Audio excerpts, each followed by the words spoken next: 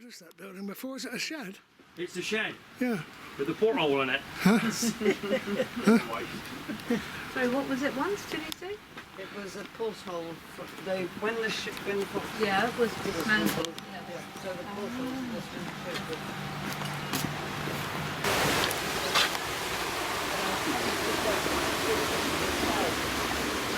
Right. It was a bit distant. All that energy going to waste. Yeah.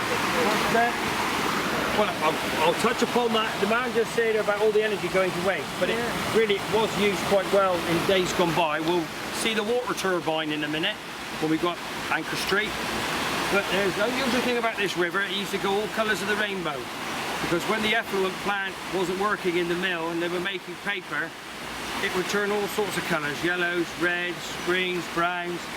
But then that used to flow into the harbour, and then we'd have a harbour, a multicoloured harbour.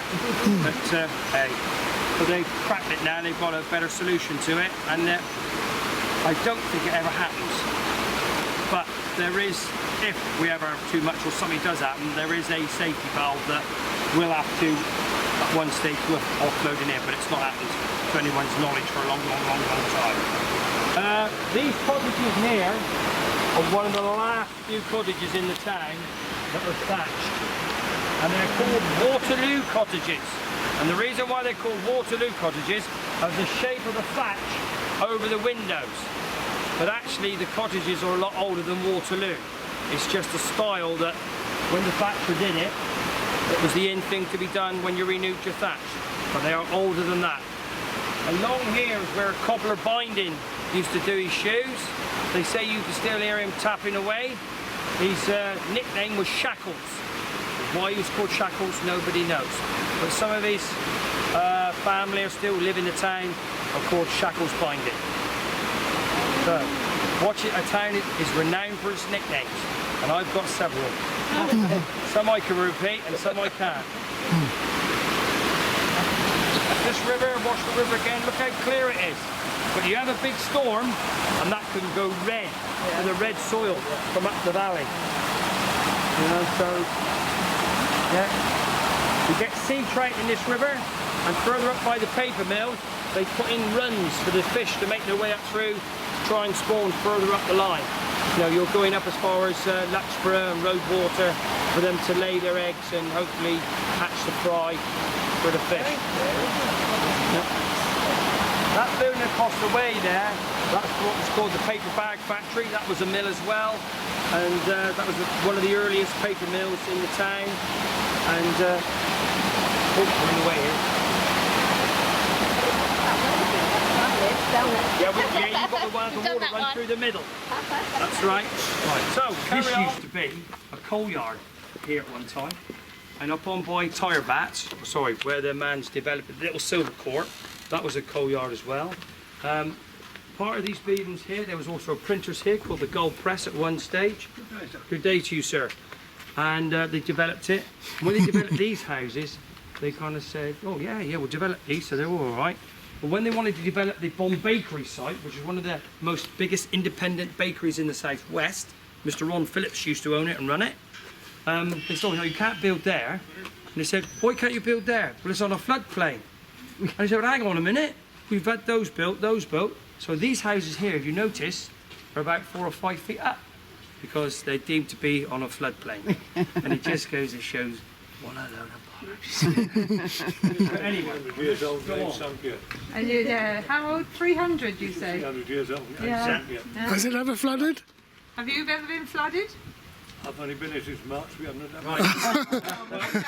At the turn of the last century, my friend Reg Williams, that I used to work with, he said he used to meet old sailors that used to drink in the Anchor, and they've known people in rowboats at the bottom of Anchor Street. Oh. Yeah, so, but since they put in the flood relief scheme, they're running out for the mill, there hasn't really been any problems. Right. So, You won't need your rowboat just yet. I've got a rowboat here. We hope. Right, we're coming down into the farm, one of the farm areas. This area was run by the Nicholases. They had a farm here, and they owned what was called the milk bar. which is up the end of Anchor Street, Pensy, Mill Farm, Caution, Cattle Crossing. And they used to drive the cows up through Anchor Street to the fields or to be milked. And this was the old farm building there and there. So this is, quick, come in here, running over. Here's the water turbine. This man wanted about using all that energy. And this is the turbine, which they used to use to drive for the power for the mill here. It was going to be turned into an old people's home, but nothing's really happened yet. It's just been left to go rack and ruin. But yeah, it'll fall over one day. But the river's the other side of that building. And the people that live along the river have rights to take water from the river. Only so much, and have access to go into it and cross it. Because it's just the way it was. You know, everyone had to have their own bridge to get across the river. But here we are. But this is all going to be developed one day. So, hey, here we go. Here it is. Just paper mill and a seed mill. But they used to make paper here. There's a man called, a very good cricketer, he's coming to me now. It was the Export Paper Bag Company. And it was going great until someone invented polythene bags. And that was the demise of it. But what do they say we should have now is paper bags. Yeah. So one of the most colourful pubs that used to be in Watchet, the Anchor. Arkwoods. You got it, Arkwright. There was a man on here, and he was by the anti-penultimate or penultimate landlord. His name was Rodney Blackmore. But he was colloquially known as Arkwright after the character from Rolly Clark. Because the pub never shut. It was open 24 hours a day, 7 days a week.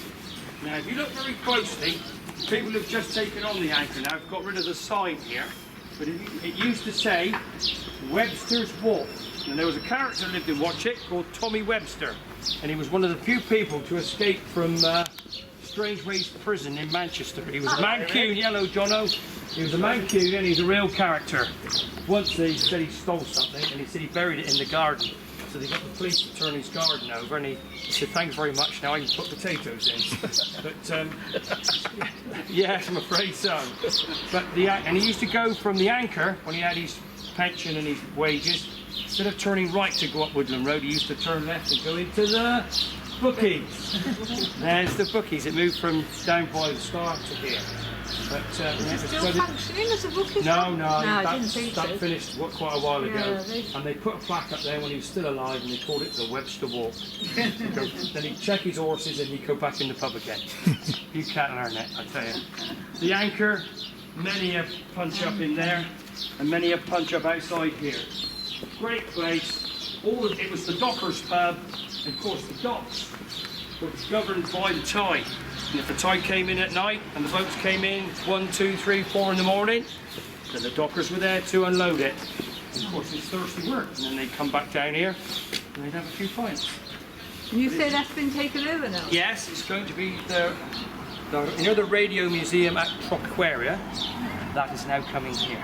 Oh. And I think there's going to be flats above, but this is where the radio museum is going to be. Oh, that's Yes, and I think other things will be happening. I think there might be a tea room here, a cafe. I don't know, but it's up for development. That's But what's not going a to pub happen. anyway. Yeah, it's not going to be empty anymore, thank goodness, and going to Yeah. be used. So the man with the moggy thows is working hard on it. And he's doing a great job. Well, I'm sure he is. He's very methodical.